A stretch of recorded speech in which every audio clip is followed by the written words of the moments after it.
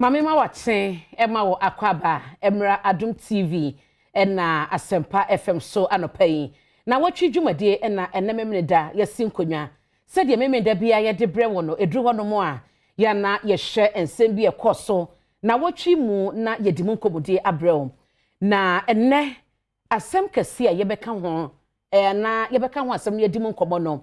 eye lorry fare entumu a jesekwa na ekɔ nanim the GPRT de baye no a yenim sene na wotwe ne beto abonten a eye adwuma no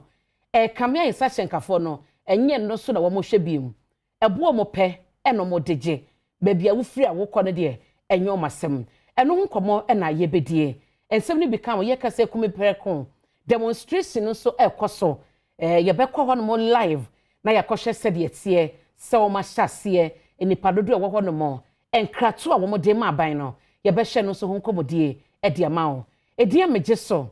ene abena poko a ahwenneɛ ka me ho na me twa me ho aba mabedwafo meda wo modi akyɛw na enkobo no yedi ahyehye so